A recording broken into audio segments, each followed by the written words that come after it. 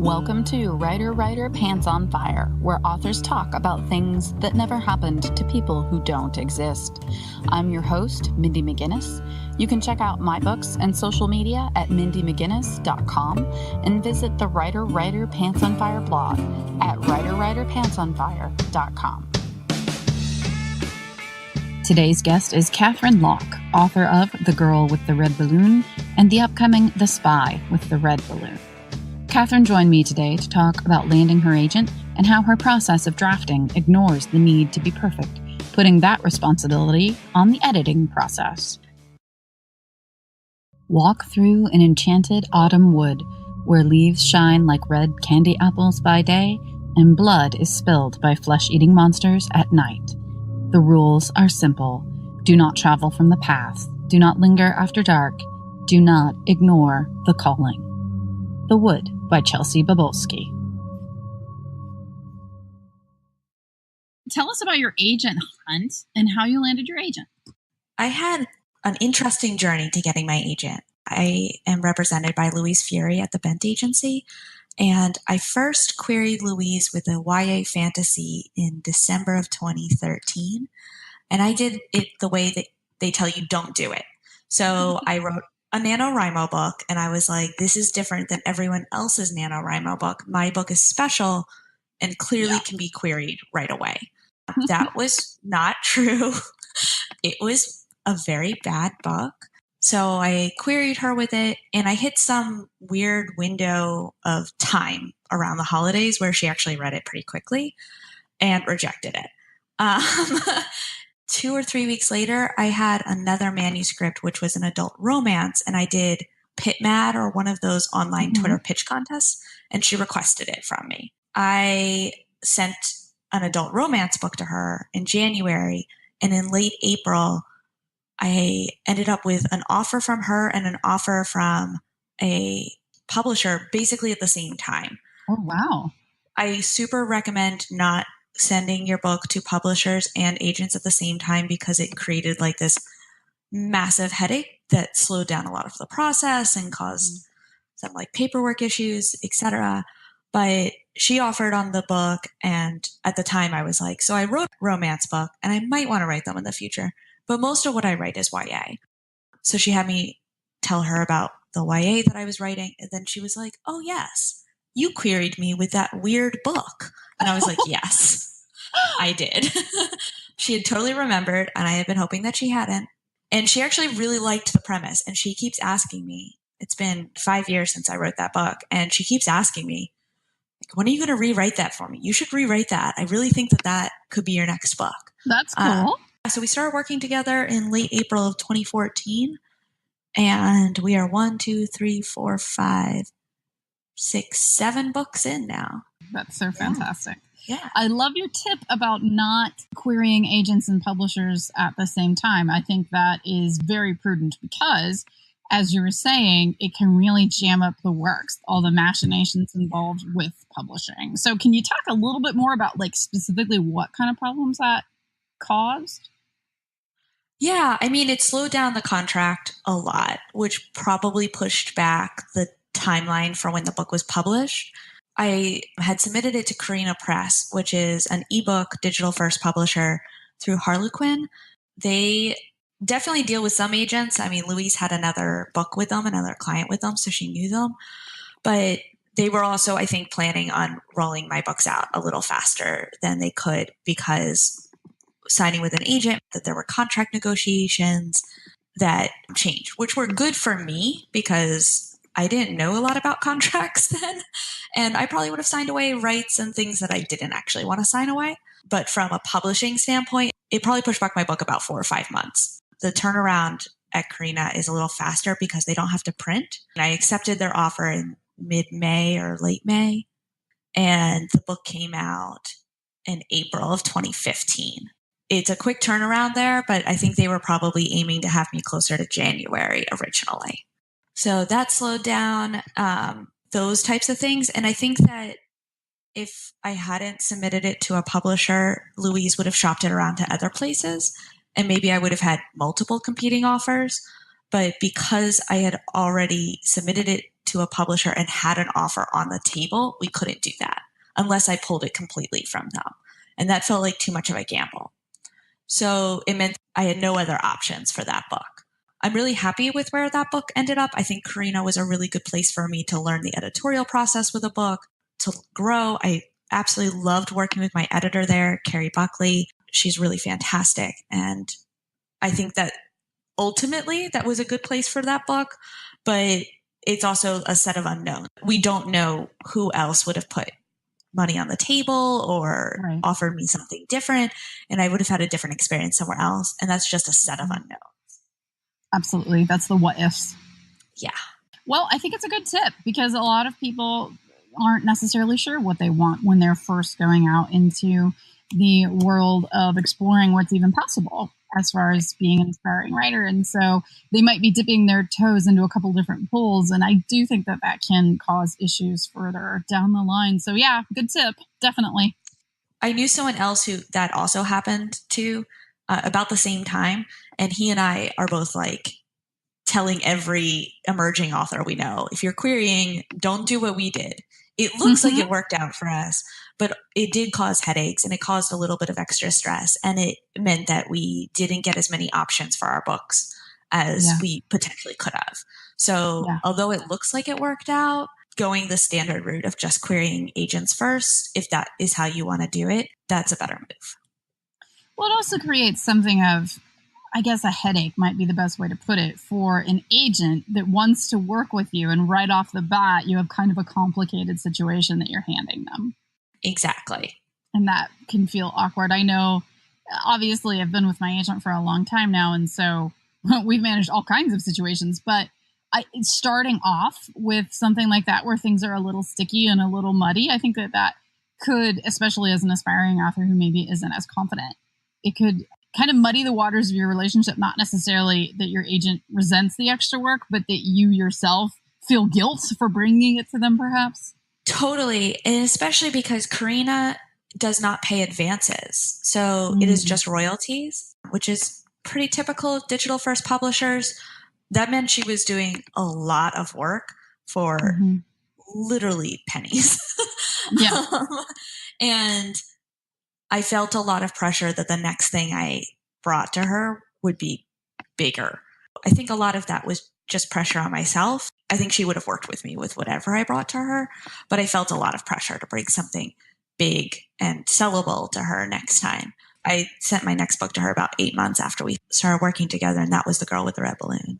So a Twitter user recently asked me about getting past the urge to make your work perfect from the start and feeling frustration at the quality of her first draft, which I totally understand. So can you talk a little bit about how you deal with that need for perfection at the outset versus the necessity of just getting a draft down? I hate first drafts.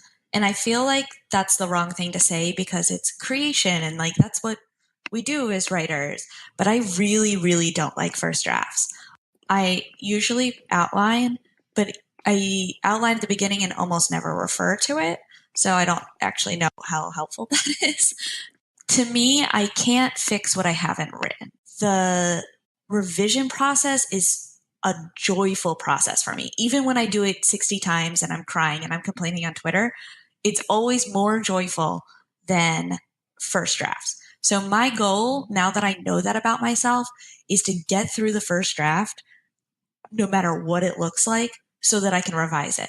I will skip whole scenes. My first drafts run really short. The first draft of The Spy with the Red Balloon, I think, was like 55,000 words, and the book ended at 103,000 words. Holy crap.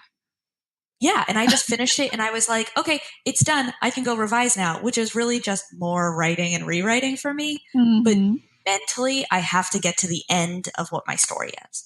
So I do that two different ways. One, I usually write my first chapter and my last chapter first so that I have bookends.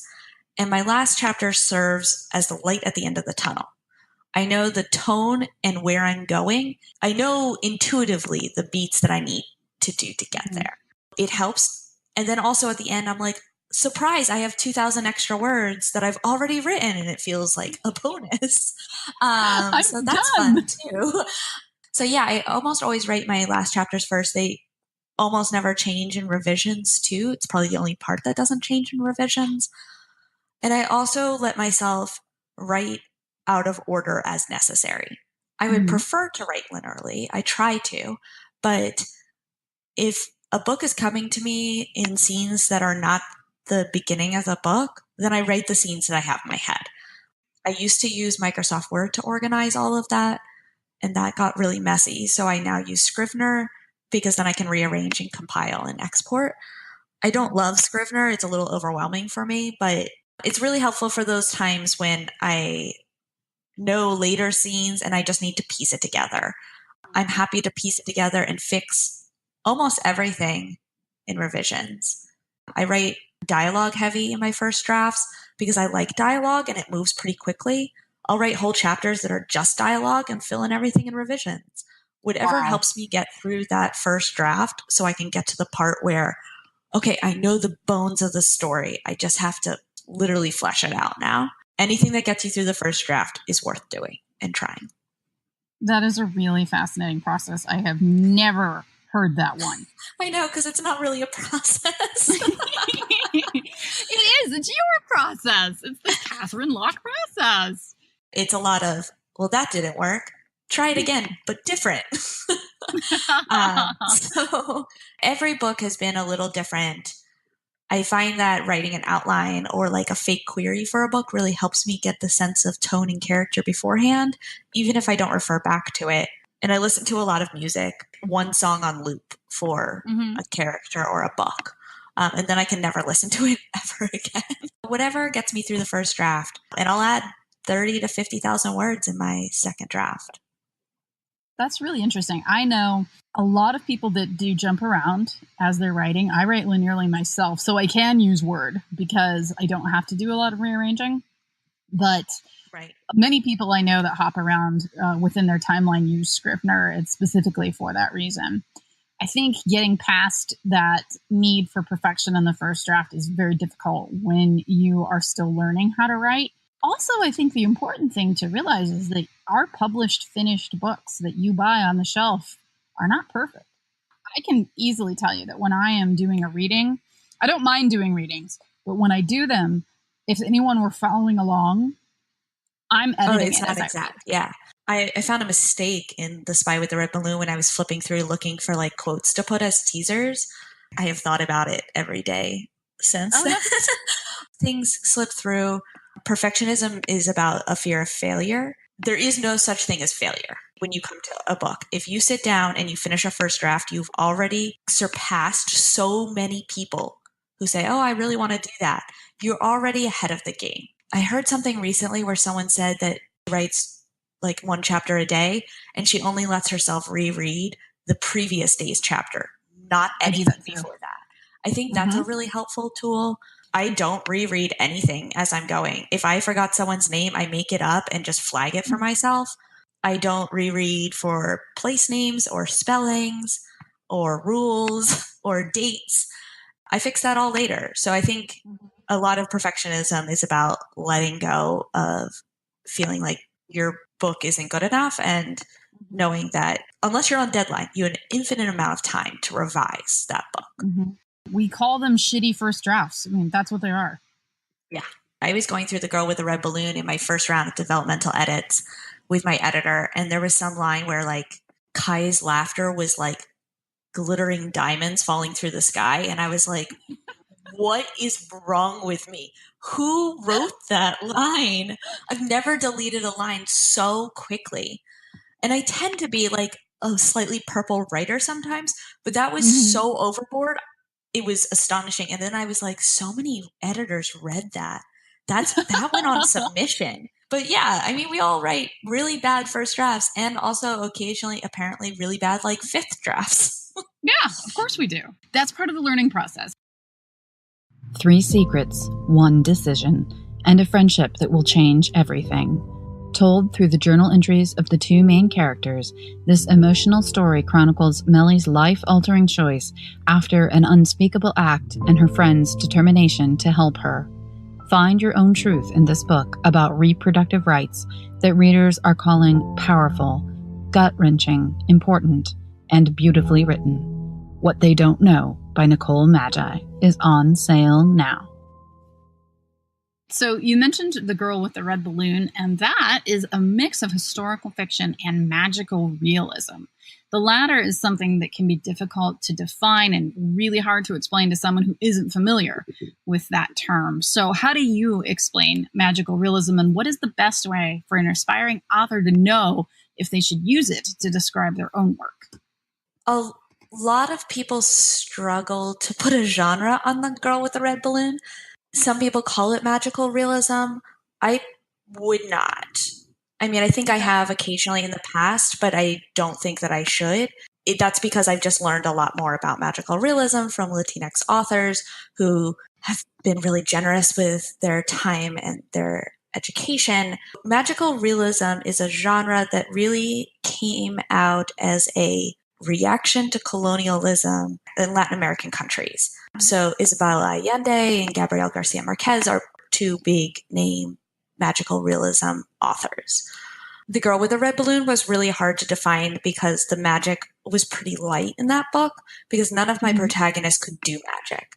But I think now that The Spy with the Red Balloon is written and out there, it is definitely historical fantasy, historical low fantasy, historical urban fantasy, however you want to define it. It's definitely a magical system versus something magical in the setting, which is usually what magical realism is. I would probably define it as a historical fantasy or historical urban fantasy. I think if authors are trying to figure out what their book is, one, I did not worry about this when I wrote The Girl with the Red Balloon. I only worried about it after I wrote The Girl with the Red Balloon. And I think that is important. It is something that booksellers, librarians, and some editors had struggled with of where they shelve it, but it usually ends up on fantasy shelves. And if you are a Latinx author and magical realism feels like it fits, go for it. If you are not Latinx, I probably would recommend that you don't use it to describe your books. Laura Ruby wrote Bone Gap. Bone Gap was described as being magical realism, and Laura suggested calling it fabulism instead. So if that fits your book, I think that's a really good description as well for those books that aren't by Latinx authors, but have something magical in the environment and setting the way that magical realism books from Latinx authors do. And with fantasy, it can be difficult, as you were just saying. There's urban fantasy, there's low fantasy, there's high fantasy, there's science fantasy. And if you're going to write in the fantasy genre, or if you're going to sprinkle elements into your work, I wouldn't say you have to know it right away. I like what you're saying instead, that you wrote your book. You knew what your book was in your head. You weren't worried about labels. You were going to write your book, and you're going to let the publisher decide what it's called. And I think that is exactly the right way to go. It's something you might want to consider, or at least familiarize yourself with the different genre labels so that you can determine when it is suggested to you whether or not that is the right one that fits your book the best or how you want to represent your book. But I agree, don't bash your head against the wall because that's a marketing element. And it's like, dude, just write your book. And it was really stressful for me during submission. And then after we sold, people would say like, well, what genre is it? Where do I put it on a shelf? What do I call it? What's the metadata for all of the websites? Which we don't have to get into, but the labels that help Amazon decide what categories it's in and like books it matches it with. Yeah. Those were really stressful for me. I messed up by writing a book that's hard to categorize. And that was a really hard feeling to shake when I was approaching writing book 2. When I got out and I actually met readers, I found out that the only people that are really worried about labels are adults. Adult readers, adult gatekeepers across the field. The people who don't care at all about a label are teens. So my intended audience, and although many of my readers are adults, my intended audience are teens.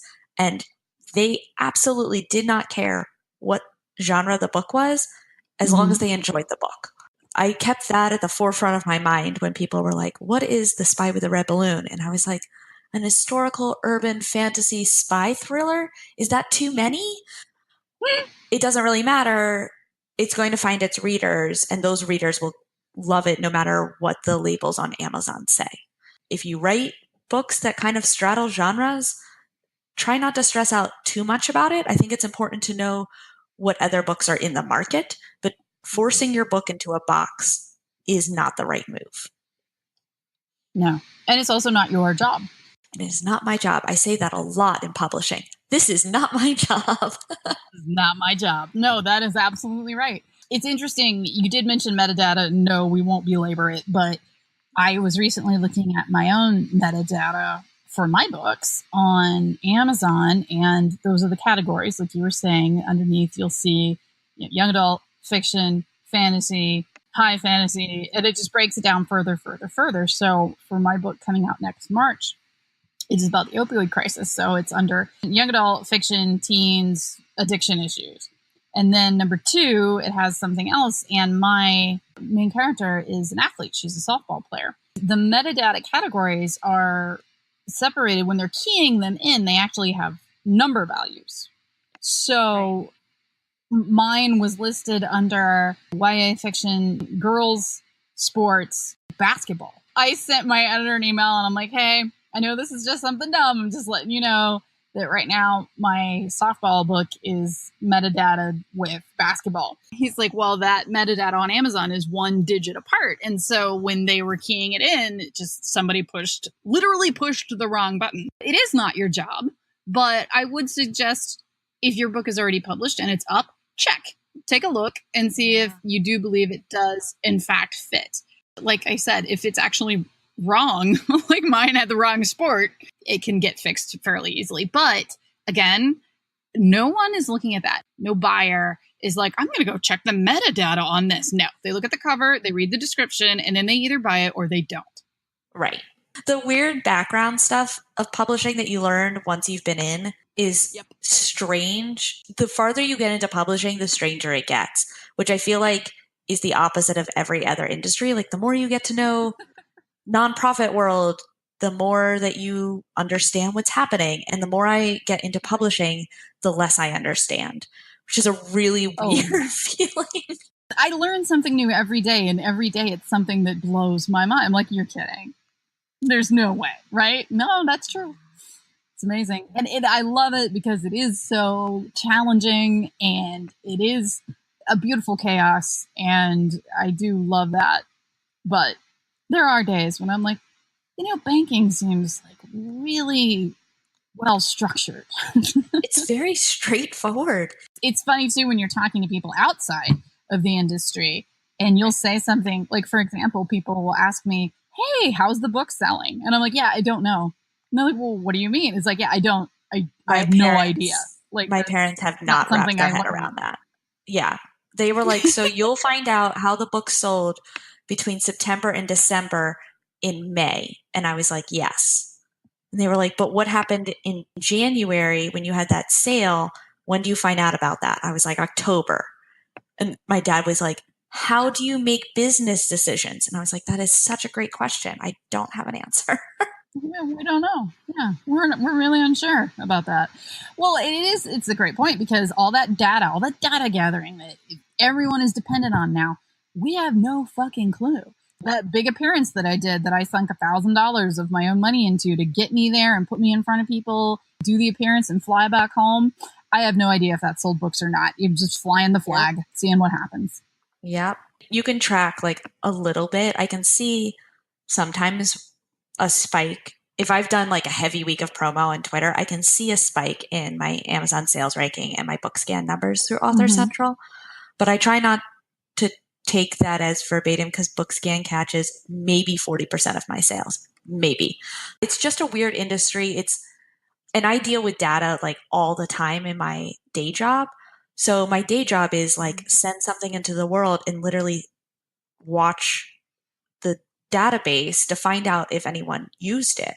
So the idea that I would have to wait 6 months to a year for that data is a little crazy, making that for 8 hours a day, I get the data I want, usually within 24 hours. And in my other 8 hours of working, I don't. In 6 months, you'll know. Yeah. And even then, you'll have a snapshot. They don't share with you like on this day you sold this many books. I guess some publishers will share that if you harass them. Mine doesn't. So I just see an overall quantity. I have 2 books with Penguin Random House and the rest are with Harper. Penguin Random House has their own portal that you can log in and you can check your sales. And that's pretty cool, I will say. But it also is dangerous because you can log in and check your sales. And you're just like, dear God in heaven. Yeah. In some ways, ignorance is truly bliss. Yes. Yeah. I mean, Harlequin has that, so I could check my romance book sales. And for the first 6 months, I did that. I don't do that now because I don't need that level of depression in my life. Ultimately, what you learn from the data that you do gather is, in general, there's very little you can do to move that meter. I mean, appearances are wonderful. Getting out there, beating the street, talking to people face to face, all of that is, I mean, it helps. Having that ripple effect always helps. Book people talk to other people about books. So if you put your book into somebody's hands that has never heard of you, they're probably going to talk to 2 or 3 other people about your book. There is a ripple effect, but that is 2 or 3 people. When you're looking at your aggregated sales data for 6 months, you're not going to be able to pick out those 2 or 3 people. So you don't know. You don't know what that particular event did for you. You're saying, and you're right, you can see trends on your book scan numbers on Amazon, and I do see them, but it has to be a fairly large event in order for me to see a spike, or a larger school visit where I handed out bookmarks and the kids took the bookmarks home and said, Mom, this author was here, or whatever, Overall, no, you're not getting that data that every other business in the world. Sometimes I want it. And then sometimes I'm like, no, I would not be a better creative person if I had that data. Because in my day job, I make decisions that are driven by data. I actually don't want to make decisions that are driven by snapshot data in publishing. I think that looking at overall marketing trends is not a bad idea. Chasing a trend is a terrible idea. But do I want to change what I'm writing because last week I sold 16 more books of one book over another book? Probably not. No. The other side is I hate not having the data, but I don't know that I need the data to do my job. To make my decisions. Yeah, absolutely. To make at least my creative decisions. I mean, I would love to know if what I do in terms of marketing worked or didn't work. But in terms of what I choose to write, it wouldn't change any. So we've been mentioning The Girl with the Red Balloon and upcoming The Spy with the Red Balloon. And both of these required quite a bit of research due to their historical nature. So if you could talk a little bit about your research project, and also, if you could, how you determine when or where to blur the line of fact with fiction for the purposes of plot. That's a great question, because I also spend a lot of time thinking about that, specifically where I deviate from the historical record. I'm going to start there, and then I'll talk about my research, which is I made a promise early to myself when I was writing historical fantasy and I was adding magic to major historical events that I was not going to change the outcome of history. In my books, the Nazis do not win. In my books, the Berlin Wall still comes down. In The Girl with the Red Balloon, I didn't erase the other ways that people escaped from East Berlin, just because I also added magical balloons as an escape method. And to me, that was really important, because these are real people's lives. Real people lived through this. They survived or they did not survive. And for me to use magic or just the lie of fiction to change that felt disrespectful. And that's a personal opinion. I'm not going to speak to other people's books, but to me, that's how I felt. In The Girl with the Red Balloon, one of the protagonists escapes from a death camp by way of a magical red balloon. He escapes from Chelmno, which was a death camp where prisoners were loaded into trucks. The door was shut and the truck was pumped full of carbon monoxide. Escapes from this camp are very low because there just was no opportunity to escape or to survive. It was a death camp. It was an execution camp. But there was one account when I was doing research of an 18-year-old boy who got on the train to go there, and there's no record of him dying there. But we don't know where he ended up. He's never come forward and said, I survived Chelmno. So whether or not he survived long term, I don't know. I used that story as a basis for this character's escape.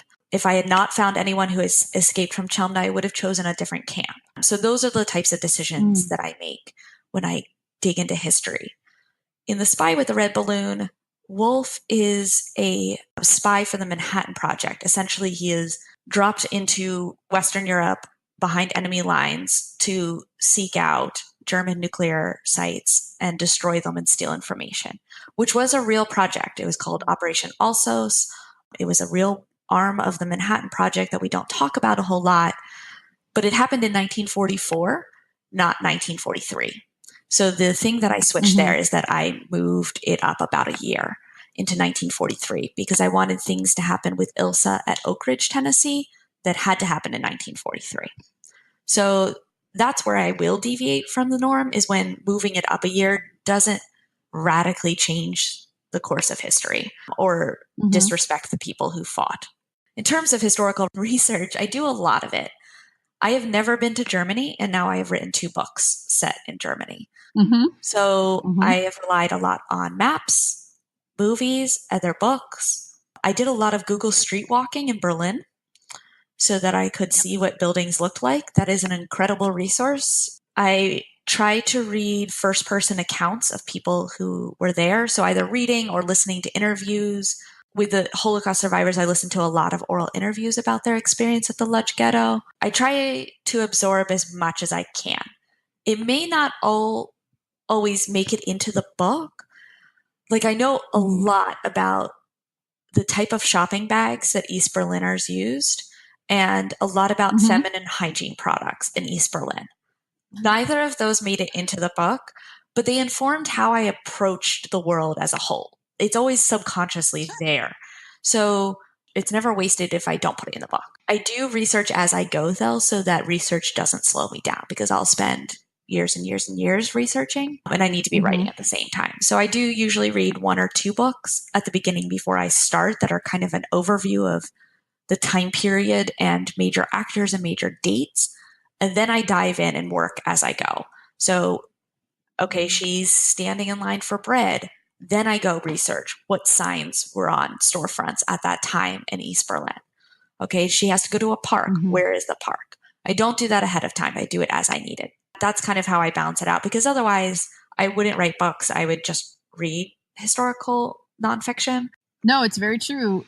Writers are very, very good at procrastination, and telling yourself you don't know enough yet to start your book feels like you're being honest and humble, but no, you're just procrastinating. Yes. So exactly. When I wrote A Madness So Discreet, I researched for 18 months. I read and read and read and read and read and read, and I was never ready to start that book. And finally I was like, I just have to start the damn thing. Like, I'm never going to have everything I need. And I love your point about doing the research as you need it, because at one point in what I was working on, somebody walks into a room, it's in the asylum, it's at night, but they're working, like lights are on. Oh my God. I read probably 8,000 to 10,000 pages about medical history in the 1890s. Yep. I did not know what kind of lighting was in this room. I did not know if it was gas, if it was fire, if it was electric. And so I had to go do research right then. And that's fine, because if I tried to know what everyone was wearing, what their hair looked like, what they used to brush their teeth, all of that stuff, I would never start the book. Exactly. What you do choose to put in the book says a lot about your character. Ellie in The Girl with the Red Balloon, she's from our time. I didn't need her to notice the type of toothpaste. I needed her to notice everything looked old. So I just needed to notice things like hairstyle, cars, clothing. No one's on their cell phone. Those are like the big details I needed to hit. She's not going to notice that they're using a different type of concrete. She doesn't know any of that. She doesn't need to know any of that. I needed to show her experience, which was, I just time traveled. The only way I know I time traveled is every car is old and everyone looks like my parents' high school yearbook photos. That was the important information I needed to impart. So I always try to think of that too, is what are the important things that my character would notice, and what Kai notices is different from what Ellie notices, which is different than what Benno notices. And all of that is important. You can't possibly plan for every situation that you suddenly need to do some research about. So again, with A Madness So Discreet, well, also I don't plan my books. So I guess probably if you were a serious planner, you could do every moment of research that you needed to do. But I had to find out what printers, what newspapers did with old editions, especially the dailies. I needed to know what people did with the dailies when they were finished with them. Obviously, they didn't get recycled. It's 1890. Right. I was like, what the hell do they do with them? Because I needed someone to find a piece of information. They weren't going to be going to the library and looking at microfiche, right? And I was like, shit, what do people freaking do with these newspapers? And I had to do research for like an hour to figure it out. And most of the time, like I ended up getting an answer that was pretty fun.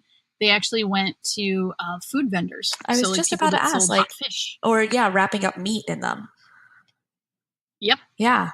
Which you don't want to think about too much because that is like ink. But yeah, I mean, there were so many other health issues though. Like the ink's probably the least of your issues. And I know a lot of those health issues because I read A Madness So Discreet, and there was some vivid imagery in that book that has really stuck with me. People frequently forget about writing smell when they're writing. I feel like it's a scent that we don't remember. That was one of the senses in A Madness So Discreet that like hit me over the head. And I was like, it's literally turning my stomach right now at points. Unless you're trying to indicate someone that is bad, they want you to think about this person in a negative way and they have bad breath. Like usually that's one of the only smell senses you're going to get in a book. And it's just like, no, we can do better than that. Exactly. Smell is so important. Okay, so last question. What is up next for you? I know Spy with the Red Balloon is coming out soon. And also, where can listeners find you online? Yeah, so The Spy with the Red Balloon is out October 2nd. That's super exciting. Second books are quite a journey. And then I am also in the middle of copy edits. I am co-editing and contributing to an anthology of Jewish YA short stories by Jewish authors. It's called It's a Whole Spiel, and it comes out next September. We just got cover comps for it, and I love it so much. I'm really, really proud of this project. That's coming out next fall. Where people can find me online, I am unfortunately always on Twitter at Bibliogato, which is BIBLIOGATO. I'm also on Instagram under the same name. And my website is KatherineLockeBooks.com. And when I remember to update it, it is up to date.